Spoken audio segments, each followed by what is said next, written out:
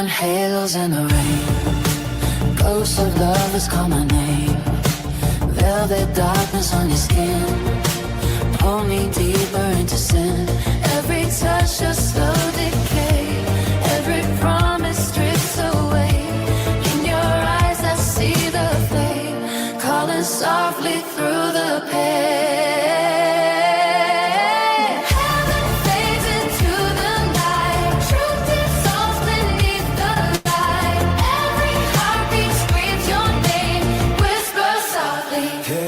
Rains. Let the chaos reign tonight. Lost between the dark and light. Hearts collide inside the flame. No salvation in the game. Let the chaos take control. Feel the thunder in your soul. In the silence of the pain, let the chaos reign.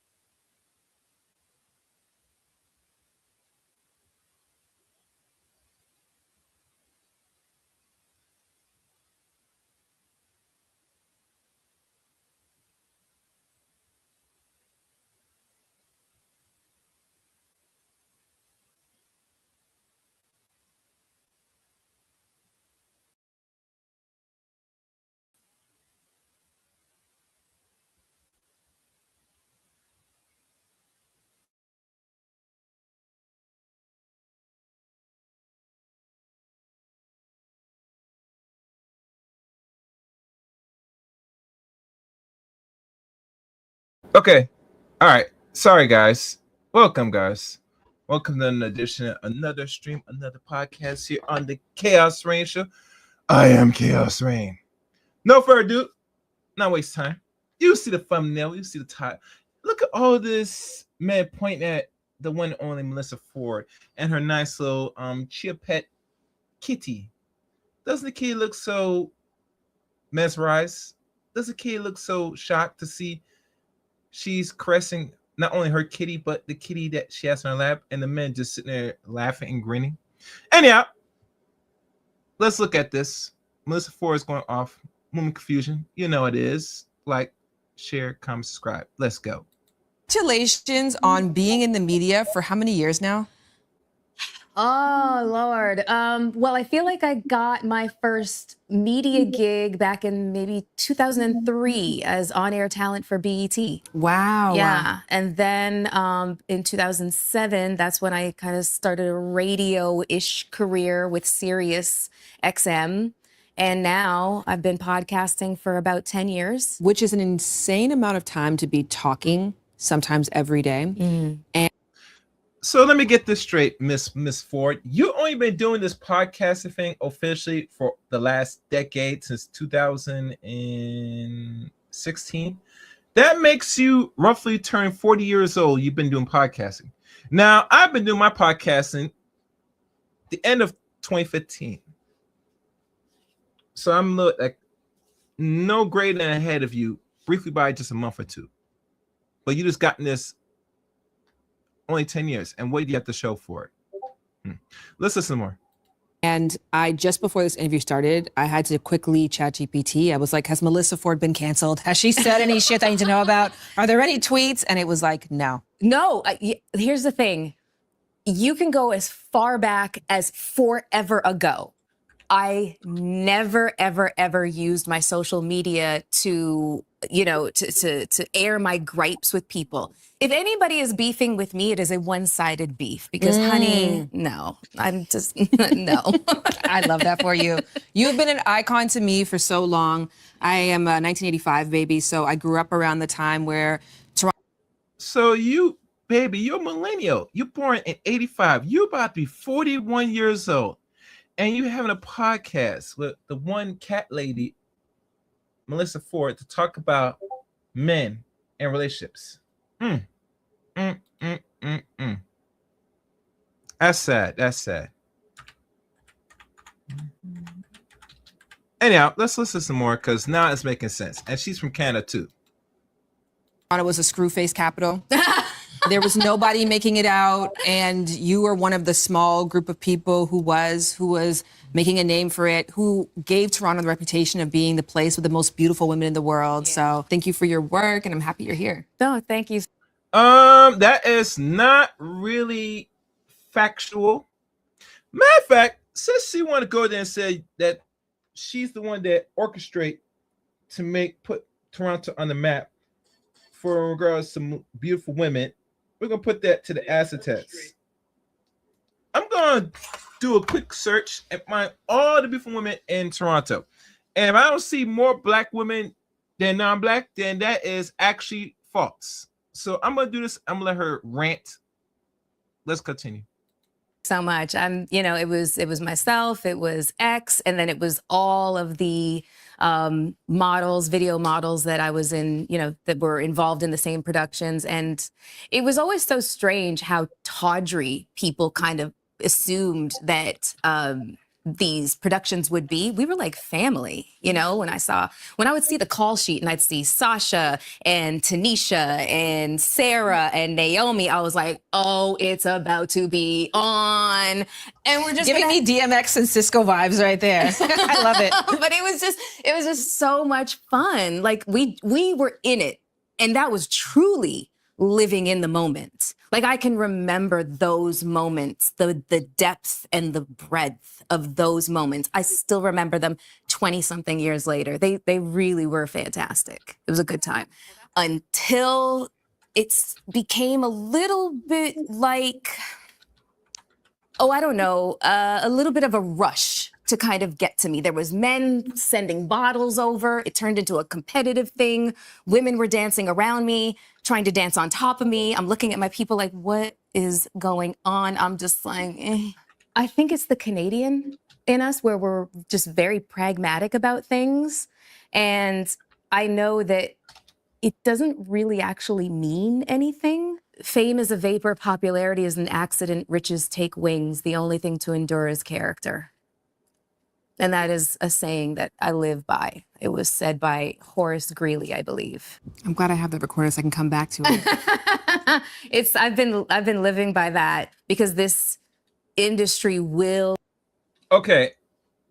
So what is said and what has been proven that no, she hasn't. But one thing it did said, and they probably said this right, but I'm gonna clarify that it may on a global recognize scale or put it on face.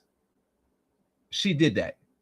In other words, Toronto on the map for beautiful women, but she absolutely became one of the first globally recognized faces that made people look at Toronto differently. That's not a flex. There are many beautiful women that came from Canada, right? Ontario or some part. Toronto, as you know, Toronto is well known to be more of Caribbean, African, and immigrants communities and diverse, a beautiful population, but its reputation was mostly regional, not globally. So that's just a interesting fact check to, get more clarity, because there was no clarity into that statement, unfortunately.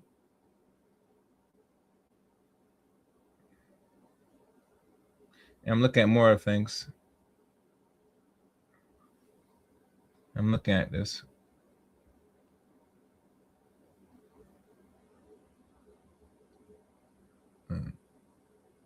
Okay.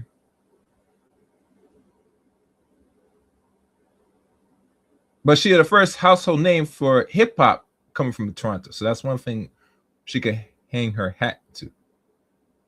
All right. All right, let's keep going, guys. That's the little facts. Let's go. Will definitely inflate your sense of self. And also it can rob you of it at the same time. Sorry for the interruption. Thank you so much for staying with us. And we would love for you to come back for this episode of Lovers next week. Confession on about that dude yourself. I know the ultimate strength training. Do the results. You curated. You. All right, back to the episode. And back. All right.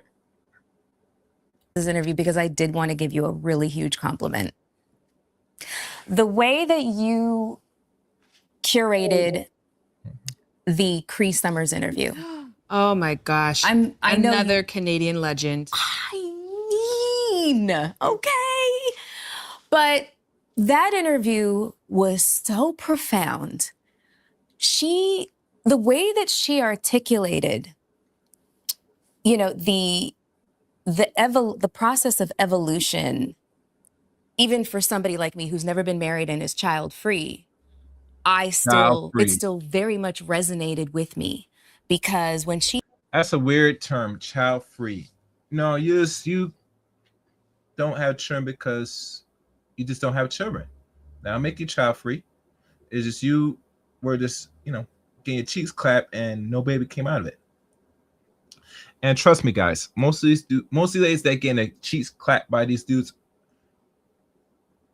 if you go back to previous episodes or previous streams here on the Chaos Rain Show, I already laid out and put out what, in her own words, why she don't have kids, because she says something about the device on her arm kind of damage, if I remember. Yeah, something about her device on her arm. And I can't really find that. If I do find that part of the episode, I might play it here, but it's not you didn't want children, it's you are incapable to have children, because you take like many precautions like the IUV and all that stuff, and one led to another. Either I fixed some happened to it, and it kind of made you almost barren or sterile. Colitis are running up in you raw, Miss Ford. So don't kid yourself that you're child-free by choice, unfortunately. All right, let's go. he said, I think it's out there somewhere.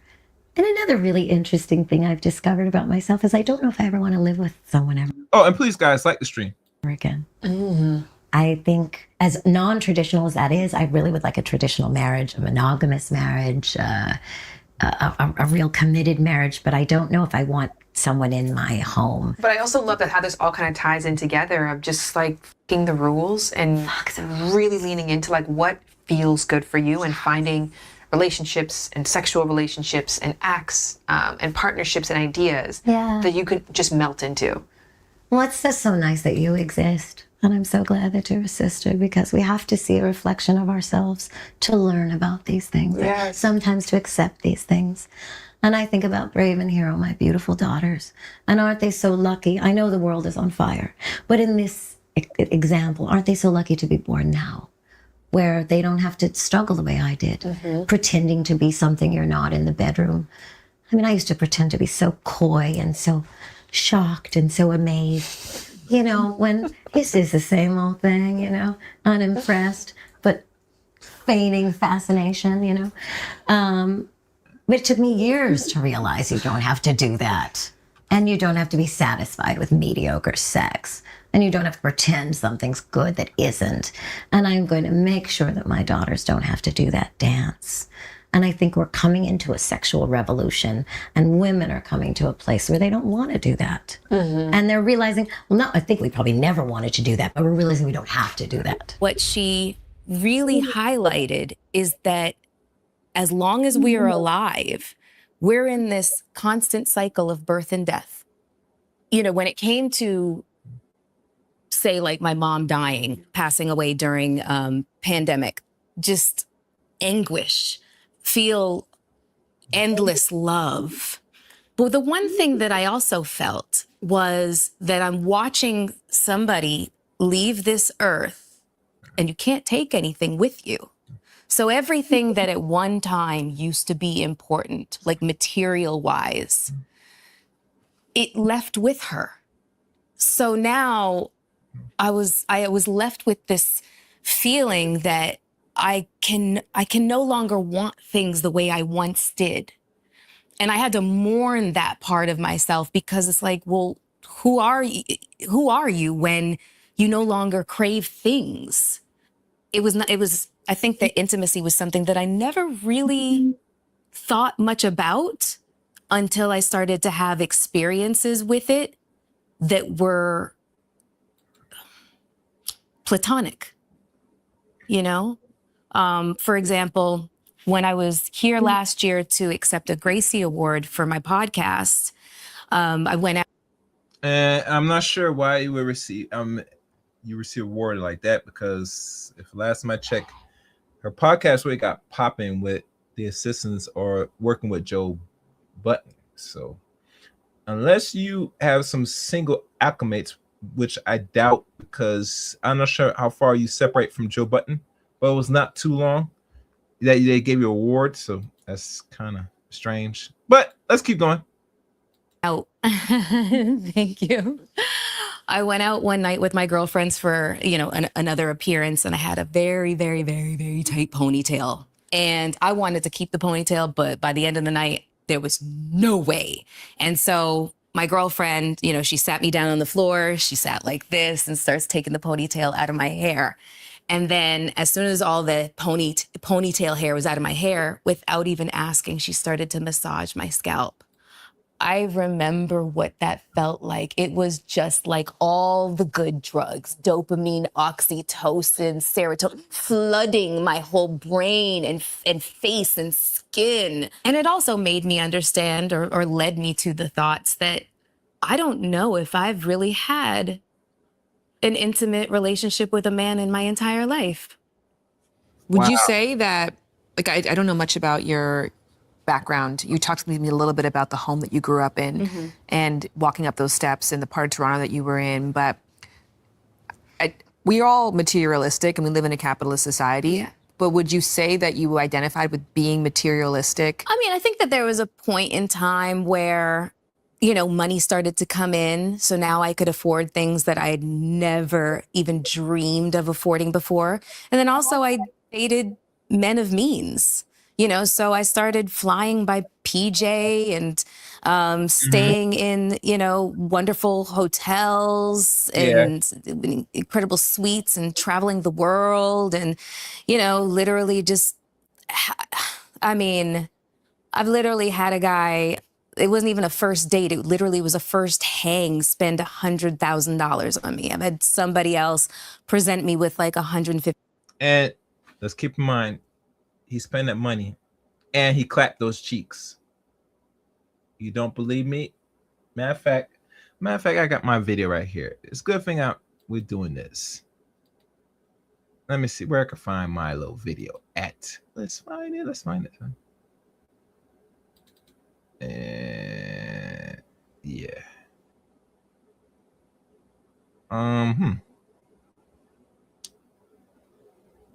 Yeah, I'm probably gonna find it here. Let's run it. Even understand what was going on. And I'm gonna let this continue to play on before I play this. Let's go. $50,000 necklace.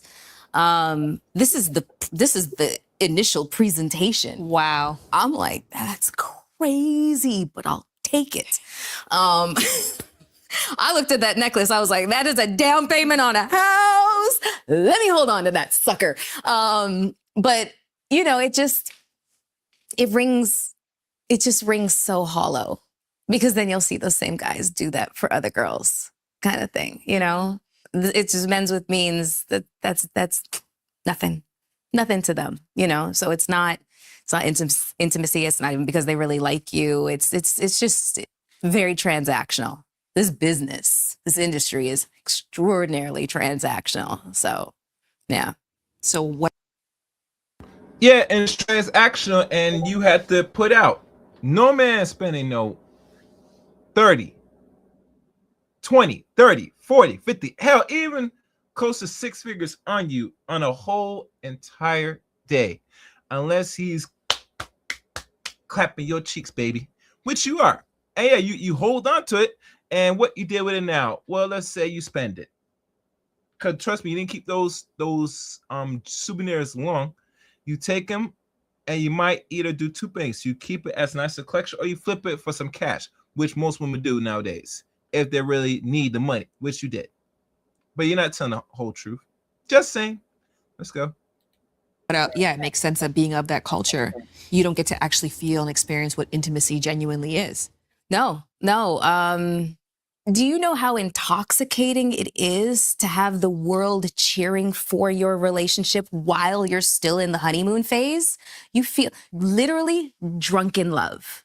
That's what it feels like. Who did you experience that with? I don't want to admit it. Okay. The first person that I experienced that with, his name is O.C. Umenyiora. He was a defensive end for the Giants, 2-time Super Bowl champion, future Hall of Famer. Yeah, that's the first person.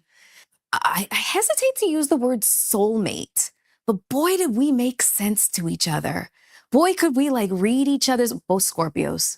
We could like read each other's minds. I predicted his whole life, his Super Bowl wins, everything.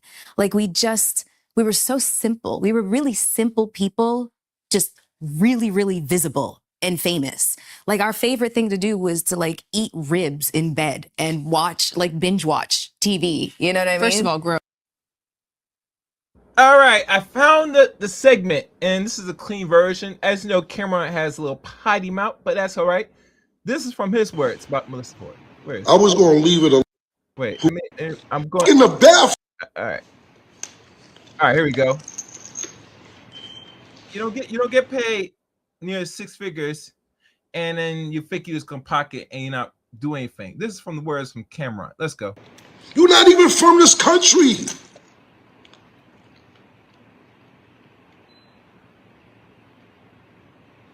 I could have went straight to iced tea for you in the bathroom for $2,000 when you was fucking doing waitressing. I didn't even go there.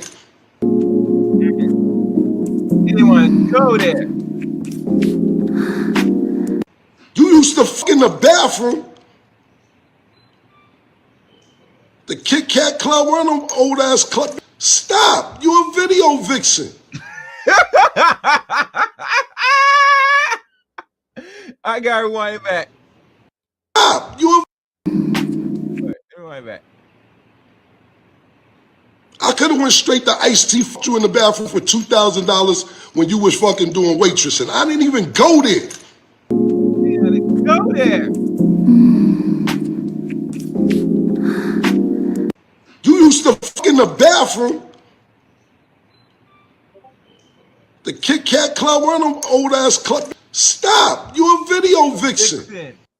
You're a video vixen, baby. Yeah. All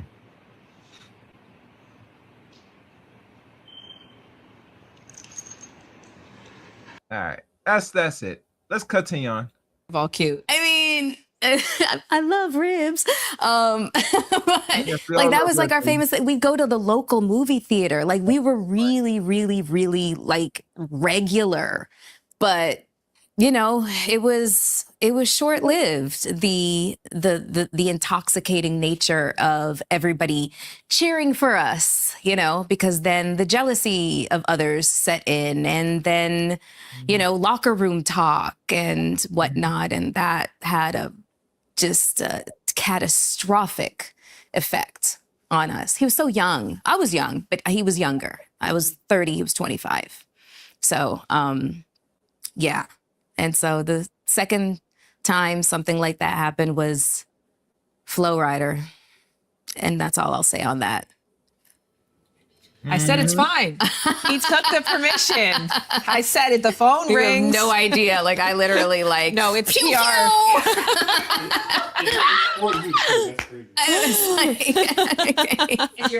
No, it's Flo Rida's like PR person who's like, zip it up.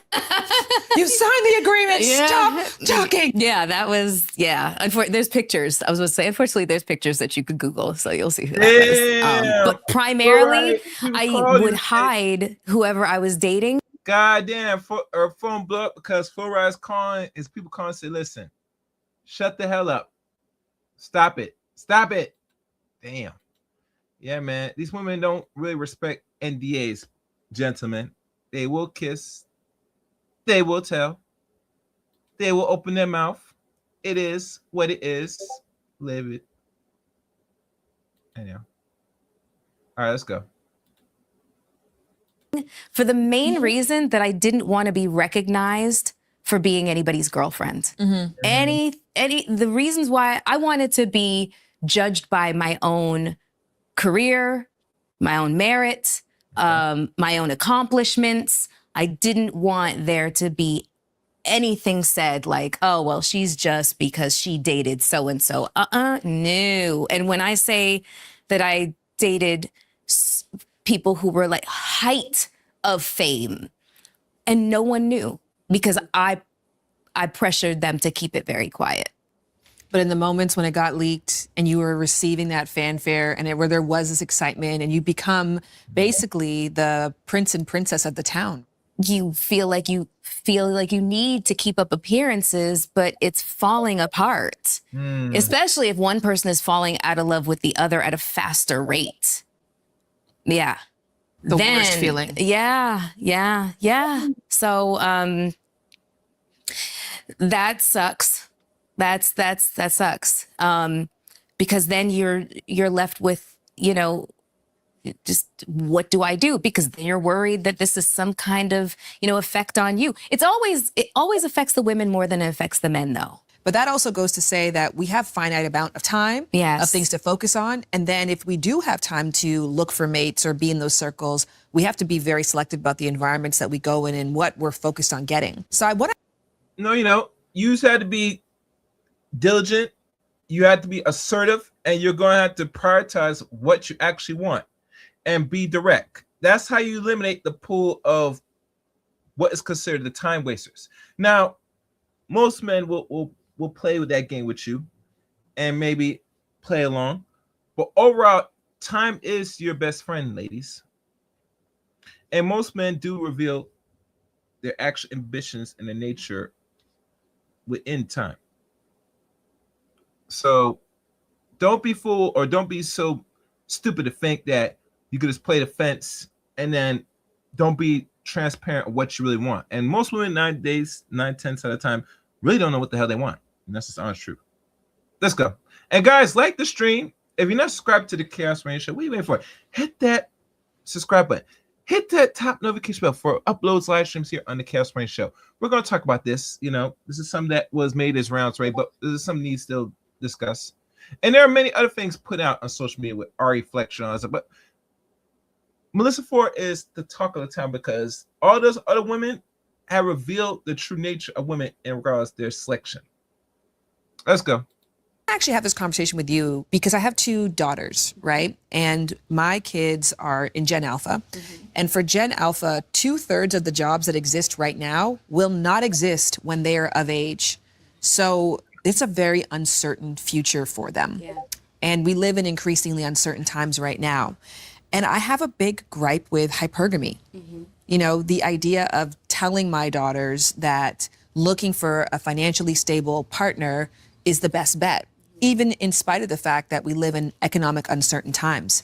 So I'm just curious from your vantage point on that, because there Well, if you want your daughters to have that type of man, and I'm not sure, because she does look like she might be mixed with some, because she is from Canada, and there are a lot of mixed women down there, unfortunately, that depending when you have your children, your 2 daughters, what are you preparing them now?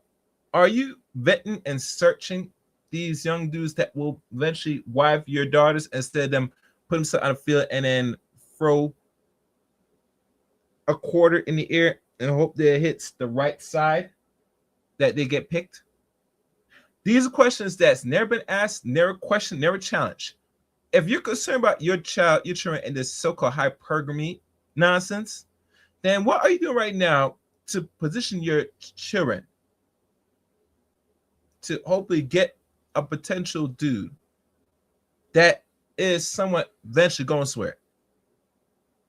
Unless you want your children to date older. Like they go to school and also and they date a dude that's in his late 30s, 40s. Because doing that might be problematic for you and your children. Just saying. But let's continue. is so much talk about that online. And like I said, everything you described, in some people's cases, sounds like a fantasy. Like getting presented with a $150,000 necklace on day 1, like that's a fantasy. Do you feel a sense of disillusionment from it? Or what would you say in response to people who look at that and say, oh, I aspire to that? To getting the $150,000 necklace? Well, everything that goes with it, to be putting yourself in the places where that's even possible. It's just not real. It would be too difficult to maintain. It would be a headache to maintain. It would be constant anxiety, and I don't want it. I did it. I don't want it. Never want that for myself anymore. So if that would be the last thing that I advised a young girl to do, to look at, look at men of means being, your saving grace or your safety net. Girls are thriving. Women are thriving. We're outpacing. But what are they thriving? What they're outpacing? They're not giving detail. They're not giving information. Not giving us data. Where is the thriving? The outpacing? I'm curious. You see, one thing Black women does, and a lot of people have been picking on the game of the nonsense, is they're not being not only honest, but they're not actually showing the actual numbers and the real reality of where they stand, where everybody else stands. And that's what is the biggest divide between men and women, in my opinion. You say you're thriving. You say you're what do you call it? You're outpacing men, right? Where is it the receipts to show this outpacingness? Should be the biggest question. I'll wait. And too many men have went out the way to really analyze this as a whole, because women keep repeating themselves like a broken record. And now we come to find that that is not necessarily true. All right. So anyhow, let's keep going, because she could just ramble and all this nonsense. Let's go. Men in every aspect of life right now. By the way, I saw the pictures. They are stunning. You must be Oh my so gosh, proud. Thank you. I am. I really, really am. And I am hopeful for them. And I am hopeful for them to have an intimate life that is fulfilling. And I also acknowledge that it comes in all forms. And don't get me wrong, I've spoken to women before who have a partner who has lots of means, and it contributes, may not be the only reason, but it definitely contributes to their feeling of appreciation to be in the relationship, love for the relationship. And don't let me say that being like all rich men are pieces of shit. That is definitely not what I'm saying. Yeah. However, I've dated enough of them that there is a consistency. I call it rich man syndrome. You know what rich man syndrome looks like? What? Somebody got to get that. That's just their attitude. Somebody is always going to fall. Like they walk with a wake in front of them, and whatever happens behind them, they've got people just scrambling and picking things up and whatever else. And also the fact that they have the money. Thank you. Also is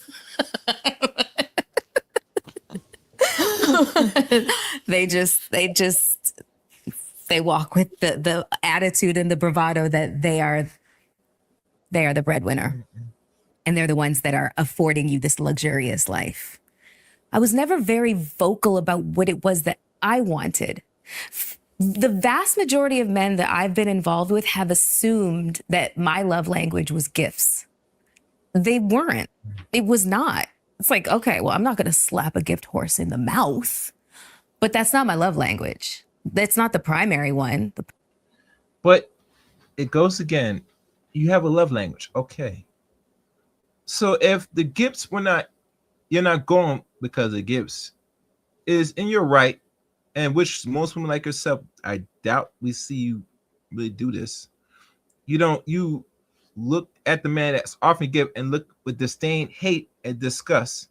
Even go as far as slap the gift off his hand and say, "You keep it. I'm not really interested in you." We don't see that with you, Melyssa. We just don't see it, unfortunately. But let's continue. Primary one is quality time, and then right, physical touch, and those were the quality time was the one thing that I could never really get, but I always felt like I was asking for too much. Yeah, and that's where I had to do a lot of internal work, understanding standards, boundaries, how it all relates to my sense of self-esteem, or lack thereof at different times. I for a long time, I lacked a lot of self-esteem. Thankfully, that attitude is going out the window. Kind of really love that Vogue article. Is it embarrassing to have a boyfriend these days? I've been on this time. Right. I've been saying, don't post me. Right. I am a pioneer on many, many things. But yeah, no, I've definitely had the whole can't keep a man, what's wrong with you? You seem so perfect, so something must be wrong with you kind of thing. And it's just like, okay, whatever. Well, there's an element to luck of it, which we have to acknowledge in anything in life, right? Yeah. Like, I always remember this article I read about Zac Efron saying when people have praised him for the High School Musical thing or for his acting career, he's like, I want you to know that when I walked in the audition room, there was 70 other people who looked identical to me. Mm-hmm. For some reason, somehow, some lucky break, maybe I reminded someone a little more of their nephew, or I made a joke that hit with someone because they just ate that food that day, whatever it was. There was some lucky break that happened. It has nothing to do with talent or merit or anything else. Very true. I was there for the opportunity. I got a lucky break. And that applies to love or anything else. I agree You walk with that. into the deli store, you go to the grocery store, like you fall in love, or you have to have the chance meeting, and then plus the availability. There's a lot of things that play to make it so finding your person is extremely hard. I actually love, what was that girl from Harry Potter's name? Emma Watson. Yeah, in an interview about that, she was asked that question too. Like, I don't get it. You're everyone's dream girl. She was most beautiful woman alive at one point, and how are you still single? And she's like, how entitled are you all? Mm-hmm. Why do you think that this is such a miracle thing to be a person, to find yourself, to love yourself, and to find somebody else who loves themselves, who you love being with, who amplifies your life? You happen to amplify theirs, and you want the same thing, live in the same town, your friends and family get along, like all of the variables that take place to make that happen. Why do we all feel like everybody should just have that? I never did. I've always felt like people who found their person and they just work, they like as well as love. Because that, to me, like is more important than love. Mm-hmm. Because there's a thin line between love and hate, but like equals respect. Somewhat. You know what I mean? And I've always looked at people. No, respect is all. Screw likes. If you don't respect a person, the man don't want nothing to do with you. Any person talking about saying, I like to be liked and loved, no. When it comes to men, and I'm speaking Let me half of that. We anything we prefer respect than anything else. Cause respect goes a long way than like and love. Cause like and love comes and goes, but respect is always everlasting. You see? All right, let's go. People who have like found their person and found, just found the, their soul's counterpart, if you will. I've always found them to be so lucky because it's really like a lottery. You know what I mean? And I just don't see anybody out there that I really would love to sleep with. Like, I'm super like, I'm an incel right now, involuntary celibate, because there's nobody out there that I would really like to sleep with, And plus, I'm so busy. No, you're not incel, baby. You're something much more than an incel. Actually, we're beyond what you actually are. Matter of fact, let me see.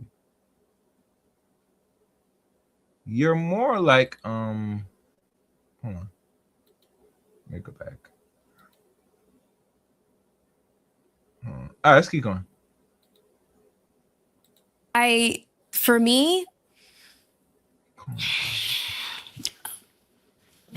what are you gonna do? Like, it might not happen for me in this lifetime. And whenever I say things like that, because I've said this for a really long time, people try to come to my rescue. Like, oh, don't think like that. Oh, you're putting negativity in the universe. I'm like, oh, shut the fuck up. I'm sorry. Like, am I really? Is it just my Canadian pragmatism and also like my assessment of chances and statistics? You know what I mean? There's nothing but opportunities to like lay down with somebody, but relationship wise, even less. Yeah, even less. There's just a real divide happening out there in, when it comes to like people who are still in the dating game. I exited stage left. Like I said, I don't even bother. My career is thriving right now. My friendship groups are incredible and so fulfilling. I travel a lot. I solo travel. I love it. And I'm really having a great moment in my life that is lasting years, so that the thought of like letting somebody in to potentially disrupt that, I don't have the time, patience, or desire for it. I'm seeing like a lot of women opting out too. Like a lot of women are just opting out because we're exhausted, and it's not just, race, ethnicity, or even age. I'm seeing like 30-something-year-olds saying like, yeah, nope, 4B movement, Again, going back to probability, and especially as specific as your life is, as high profile as you are, as beautiful and as intimidating as you are, you have a very specific life, so you're going to require a very specific partner. Yeah. If you go to a town and if there's 100 men there and you're like, okay, I want him to be college educated. All right, cool. There's 30 left. I don't want him to be my cousin. All right, well, now there's 28 left. I want him to be 6 feet. Now there's 5 left. I don't want him to be married. Now there's 2 left. So the probability game happens when by virtue of the person that you're looking for, it's going to be very specific. And then to your point, maybe you don't want to spend your energy searching. No. Because it might take that, when Jafar was searching for that lamp, do you want to turn over every grain of sand to find your partner? No, I'm leaving it up to the universe, and so I feel like maybe possibly through my job, through the work that I do. No. It's just your standards are exorbitantly too high. You're picky. And what has happened, like most women after they get this point in life, which she's about to turn 50 in the month of November the 7th of this year. What's going to happen is, well, she already accept her fate. Since you can have anything that you want, and you still use the word partner, which most men that even got what they got are not looking for partners. You're just going to be a old mixed Canadian cat lady. That's how people gonna view you. This something talking about 4B. 4B is only in Korea, which, as you last time we checked, most of the Korean men have left the building and not really gonna be messing with Korean women. So, really, you can't follow movements that are unsuccessful. What I mean by this, If these moves were so successful, the men should be going back on their knees, kissing your toes. In submission, say, yes, baby. Yes, I will submit to you. I will give you what you want. I will be a partner too. You're not seeing it. Even Asian men are more pragmatic, and they're not going for that at all. They ain't going for that. So I'm not sure what the hell she talking about. Anyhow, let's keep going. I found the thing, so I'm gonna tell you in a second. Now, doing public speaking engagements, ending up at conferences like the Congressional Black Caucus and film festivals and that sort of thing. I mean, those kinds of, places and events kind of will more likely, probability wise, have the echelon of man that I am. I would be more likely to consider.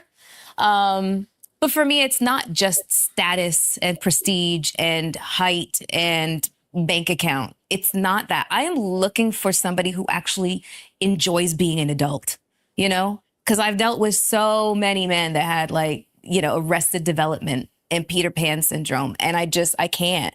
I'm looking for somebody who has healthy boundaries. I want somebody who is emotionally intelligent, emotionally mature, still curious. He can have kids. I'll be a great stepmom. Just don't put any pressure on my uterus. No, man, baby. Your uterus is used up. Nobody wants it. And not only that, you being a stepmom, I don't know if I want to say that's a good ideal, especially if the man has kids and he has teenage boys. My God, have you seen some of these stepmoms going out the way to screw, like literally screw the screw the sons of the man that they're in relationship with? Like literally, have y'all noticed that? This is a taboo that's not being talked about in the community, personally. They're not really talking about this. Stepmoms, if she has time and she has idle time, she will go our way and suck your son's pecker and ride him without your knowledge, because they got a lot of time in their hands, like Melyssa Ford. So I wouldn't bias most men. If you have a woman like this and you have a teenage sons or nearly approaching adult sons, she'd be around them because she's gonna be so tempted to really, indulge in her lusts.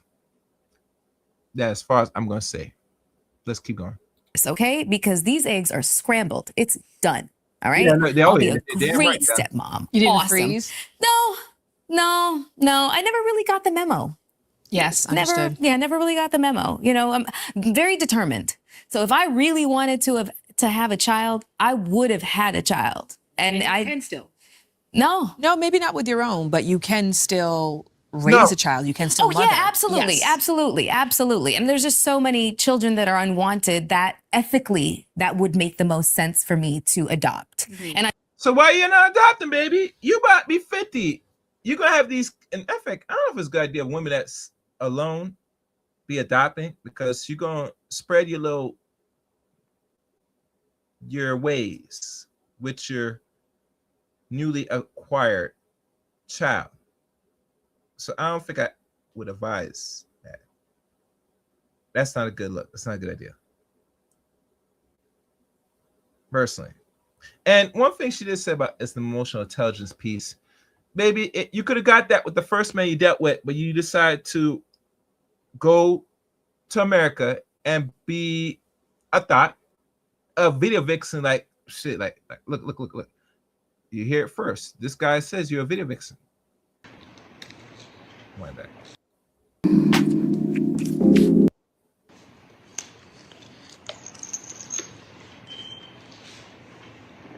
You're not even from this country.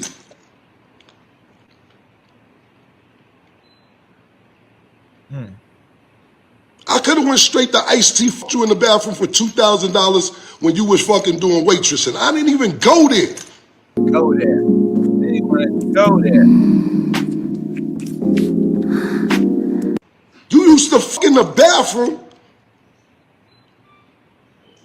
The Kit Kat Club, one of them old ass club. Stop. You a video vixen. Video vixen. Baby. Know your role, know your place, baby. Like literally.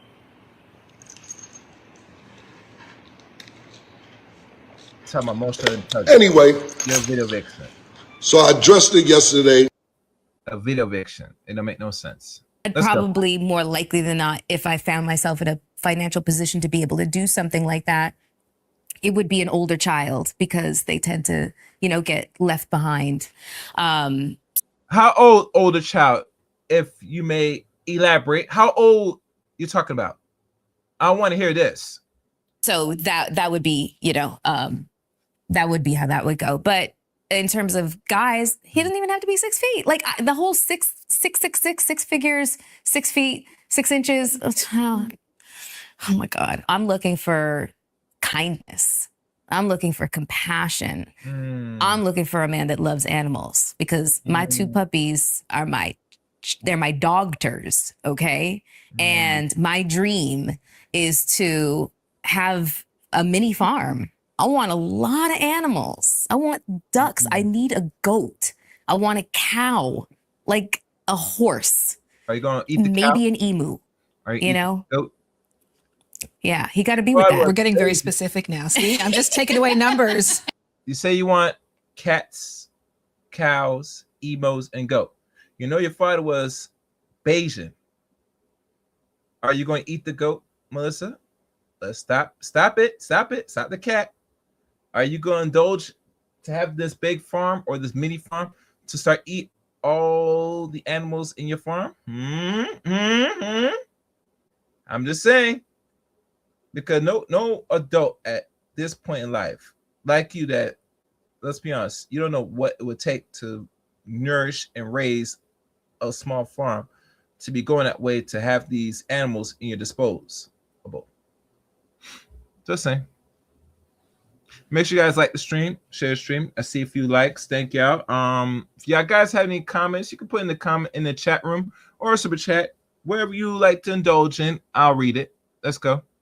We started with 100. Now we got decimal 5. I know. Who doesn't love an emu? But Come let on. me tell you something. Online, I have seen a lot of cute black farmers. I do. That is so true. I have seen a lot of cute black cute farmers just in general, because I'm not race specific. I'm half, so I've dated them all. Oh yes, babe, you gotta date them all. You were getting your back blown out by all groups of men. Mind you, you are partially white, so obviously I was surprised that you gave more black men the time of day and very little of the other groups of men from your own podcasts, from what I can recall. And you just had a time in life, just using your box as a nice little toy to play around. After a while, once the man's tired playing with toys and he breaks his toys, he moves on, to better things. So you're very useful to the group, baby. I gave you credit. You're very useful. Yeah. But yeah, bring your ox and cart and come on. I got trapped in this algorithm on YouTube that was just lawnmowers. And they just go to people's house and mow their lawn, and that's it. They just film themselves mowing it. I guess it's like some type of the visual, but they were fine. So I guess maybe it kind of replicated lawnmower porn. Yeah. That's becoming very popular. So maybe they're just filling in the Nice. blanks for it. Yeah, no, I do love a lumbersexual. Yeah. I do. It's kind of bring your Very punny girl. Yeah, like Leif Erikson. Come on. It's such a pleasure to be able to sit with women like yourself, Cree, Tracy Ellis Ross, and then another you mentioned, another increasingly amount of women online who are claiming this for themselves. I sat with this sociologist who came up with this term called single at heart, which essentially stated people who, to the point that you made about a love life, right? We have in our North American society a very linear idea of what it means to have a love life. But you can talk to many people who have a very fulfilling romantic love life who still feel very lonely.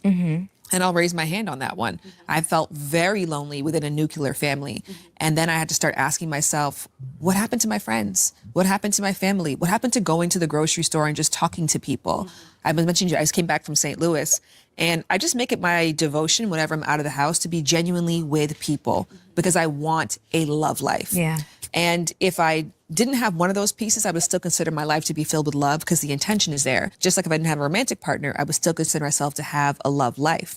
So do you think that there is something to that with more women claiming that they have a love life that is fulfilling and satisfying that doesn't need a partner to it? Is that what you're claiming?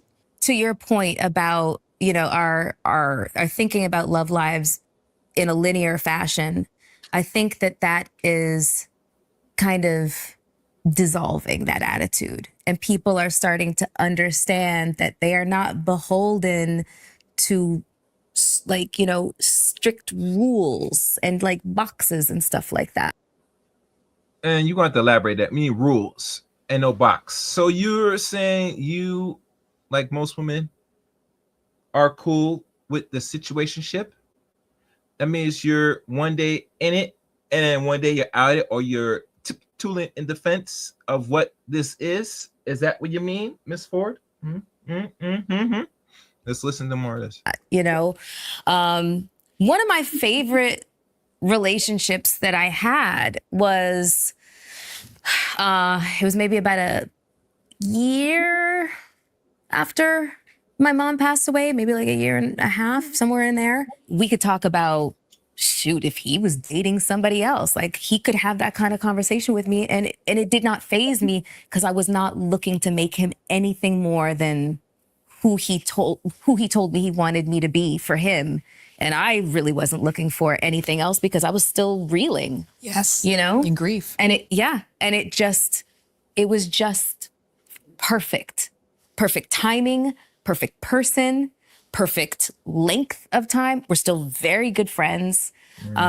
He's in a relationship now. I wish him all the best. You know, just he's still one of my favorite people on this planet. Taught me a lot about just how important transparency is and not to be afraid of transparency, you know, because I think that a lot of people are, you know, not exactly. You could be in a relationship with somebody for 20 years and they don't really actually know you. Yeah. You know, but there's certain relationships where you see people and you're like, you see that the mask is off with those two. It's probably a complicated question to answer, but it happened relatively recently because you mentioned after your mom passed. So within the last 5 years, that's when you've started this amazing relationship with yourself. Is there a key thing that you switched or a moment you can bring me into that really explains how you did it? I think Like I said before, like, share, comment, subscribe.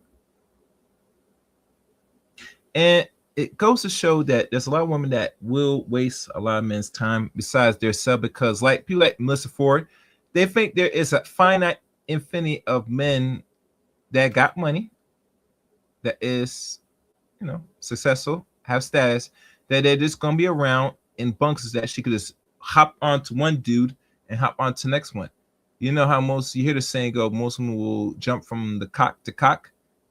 She is a living example of that. She's jumping, she's bouncing through it like it's nothing. And all you have to show for it is cats, dogs, and the delusion that, you know, nothing's wrong with you. That's how I see it. Let's go. two things. In 2022, I was introduced to microdosing psilocybin. I was severely depressed. And, you know, I've been diagnosed with major depressive disorder. No shit. And my mom's death really was, it changed me. It was like a meteor hit my world, my earth. And I just wasn't doing very well. And I still had like ideas about antidepressants that I just couldn't do it. You know, I was too scared. Well, you see, it goes back to show you that you have not healed your unmet traumas. And I give you credit, Miss Ford, to not go and indulge into prescription drugs or any forms of drugs in your system to fight and combat the lack of you're going through. You must embrace it head on. You must embrace the demons within you. You must embrace the trauma. You must embrace, and really trauma is, pushing it, but you must embrace, what's the word? The depression, and try to overcome it. Figure it out, and it goes back to doing the actual shadow work. And only you want to achieve this, you got to go to a therapist that will tell you what really it is and start make adjustments. That's the only you're going to really come up out what you're going through, so you don't have to really pop in no pills. And that applies to anybody that's going through what Melyssa's going through. Let's go. And then a couple of friends talked to me about microdosing, and I was a little intimidated by it, but I started, doing that with therapy. And, Okay, so and that really worked. So that would be one thing. And then just through intense therapy as years went on, my sense of dignity, What a good word. my sense of dignity grew. I've never really thought much about it. I never used the word to describe myself. I'm very articulate, as Canadian girls, but I've used many words to describe myself, but I've never used the word dignity.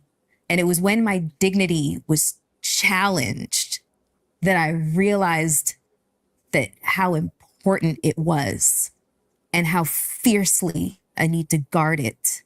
Because in dignity, you find self-love. You find it right there.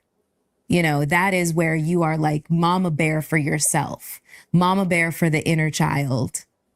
Now I stand tall. I stand tall with my feet firmly planted on the ground and just know exactly who I am. And there's nothing anyone can tell me anymore about who they think I am. It's beautiful. Thank you. That's such a great close for me too, because my The plot does really twist. Let's go. last question for you. I'm very obsessed with representation and relationship styles and labels. And labels not because I want to confine people to something, but because I want people to know that there's tons of options. And labels create community. They create a sense of belonging. And then also it gives us a framework of someone else to point to, which even then you wouldn't subscribe to the ritual of panic. And so there's a label that's kind of coming up for where you're at that is becoming increasingly more common. And I mentioned this too, like I am very much in the algorithm of seeing all of the think pieces and the Washington Post pieces around like, do we need men anymore? I need my man, he's the best. That's my lover, that's my light. But I know so many incredible women who are adopting this and feeling this and having a love life and being super proud of themselves. And maybe they're not necessarily asexual or closed off to the idea, but they're also not searching for it. And that sense of dignity being kind of the grounding principle that informs whether or not they even allow something to take up their time because they have many other things that they love that their time is filled with. What do you think we say? Like, what is that? What is this new form of relationships that is coming about? And how would you identify where you're at right now? That's interesting. I was just in Tulum the other day. Other day meaning like a few weeks ago. And I found myself in this huge community of expats, women of color who have basically left the US and their primary residence is Tulum. Love that for them. Oh, child, their lives are lit. Okay? Like one of my girlfriends, Tamiko, she rolls around on a pink ATV. Like that's her primary source of transportation.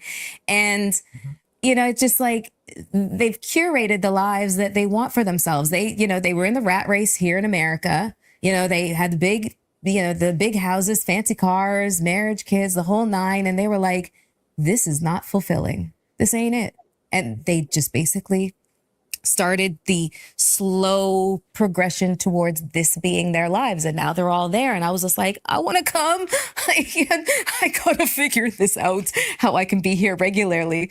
And I just thought it was like so incredible to just watch, you know. And I also had a retreat in Mexico back in September, and just to watch the, You know, I find it odd. Everywhere they go, they don't go somewhere much further and better than those parts. Mexico, come on, man. If you have money like that, which I think she says she's doing well, they better invest that going somewhere like somewhere in the South America area instead of just Mexico. I'm just saying. I mean, I'm not sure what's in Mexico, but I'm like, anyway, let's go. Where is it? these women who most of them were strangers to each other just kind of come together. My God, when women get together, we can change weather systems. We're very powerful. That's what they're scared of. And I think that what's happening is collectively, women are starting to truly understand what community actually feels like. Not just your friend group, not just your social circle. What community actually means for us, you know? And you see it happening where women are like creating like tiny home communities for each other, taking care of each other, like, you know, palliative care and that sort of thing. Like, I don't know what the name is, but I just know that the focus has shifted, and it's the decentering of men. That's really what it is on a large scale. Women have decentered men and really started to focus and enjoy their lives without feeling like. No, women are not decentering on a large scale. I'm not sure what blinders she got on, but she need to get some bifocals and see the actual picture. Women are lonely. Women are complaining. Hell, they're more depressed than ever. There's no such thing as decenter men. The women that talk about this decenter men, for those gentlemen that know about, are the ones that's eating box. They're indulging in eating another woman out. And that's just being respectfully honest. Or they've been so messed up psychologically through taking too much essence. And I mean essence in a bad way, that it kind of corrupts their psychological thinking. Their nervous system is compromised. Their brain function is compromised because they've been so, you know. Oh, yes. Yeah, that's best saying. Call it burns. Bums. Yeah, call it bums. Yeah, bums. Yeah. Well said. All right, let's continue. There's a penance for it, or you're gonna get the lonely cat lady labeled. Shit, don't threaten me with a good time. I want a house full of fucking cats. Or emus. You know what I mean? But I think that women are really leaning into decentering men and realizing their worlds don't fall apart, that actually they become pretty fantastic. You know, men might actually be the accessory and not the centerpiece. And I think that we're collectively kind of discovering that. You know, I'm like I'm not a very good historian, but after this, I'll definitely look, because I'm like, is it Cleopatra? Because I don't, Cleopatra had lovers, and her legacy wasn't her love life. It was a part of the story, but I think that would be a great one. Or is it Prince Anning? Prince Anne was one of Henry VIII's, or Queen Anne, sorry, put some respect on it, baby, or Queen Elizabeth. But there is something there. There seems like there's a little bit more agency, personal agency and autonomy there. Yeah, like, I'll take you tonight and you can fan me and you give me some grapes. But I got an early morning because I got things to do, a kingdom to run. Well, actually, but you will take the grapes and you will get and you want also your kitty cat, eating out. So you're not like putting that there, but Who's keeping count? Let's wrap this up. I gotta move down the Nile and ruin a few people's lives. Woo! Are you the villain? Oh, never. No, and nobody. Okay, that's a lie. If I'm sure in a few people's story, I'm the villain, but I'm Canadian. I'm nice in my DNA. I did hear you had an out or an about. Something slipped in there. Sometimes it creeps out. Yeah, I have that too. Yes. I'll say house and I'm like, I know. Okay, well, in closing, I just want to ask what's lighting you up right now that you want to have everybody else come share it right now. I know you have a podcast. You're here in town right now because you're nominated for an NAACP. Yeah. Where can people go, learn more about you, and what do you want to share with them right now? You can find me on my We're done. We're not really concerned where we can find you. If people want to look you up, they could Google you. Besides that, what's your take on this? Overall, there's a special saying, and it was saying by one particular content creator. You might know what I'm referenced to. What it says is what Melyssa Ford really is. In regards, she calls herself an incel, and there are many new terminologies that separate men and women in regards to their celibacy. It is more called unrealistic or unrealistic or unrealistic, and it is involuntary, meaning that she cannot get into a relationship because she is too ego-driven or pig-headed to fix the certain components that has got to her into this position. But then also she is at the wall now. And matter of fact, she could actually crash the wall. She's not really on the wall. She crashed the wall, for lack of better words. So even her options are so limited. But for anything, watch out for that. Watch out for that. All right. So what y'all guys' thoughts? Y'all know what to do. Y'all can find your reaction and the thoughts that I'll probably read in the comment section here on this channel. Make sure to like, comment, subscribe. Also, hit up my social media links. They're all in the description below. Most of every video got my social media links for you to follow.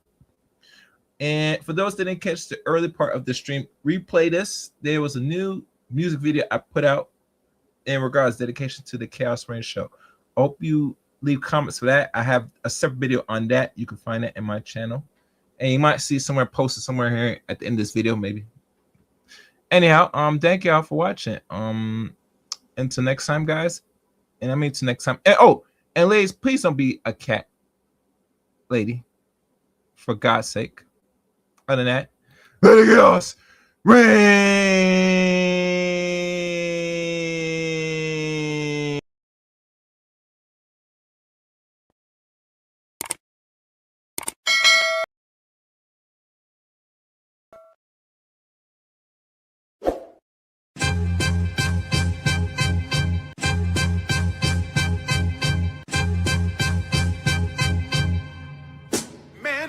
All you hoes, you and your mammy and your granny too.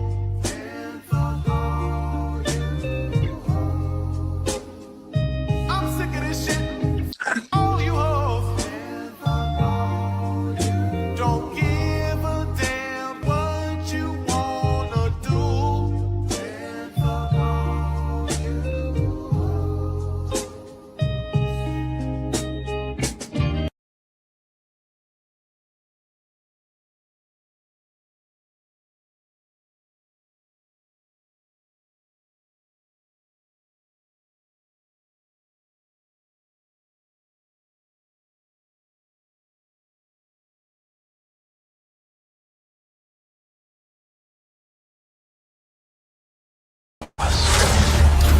They like the chaos. They like the chaos. So when you're able to The chaos. let that chaos reign with, The chaos. let that chaos reign with, The chaos let that chaos reign with, must reign.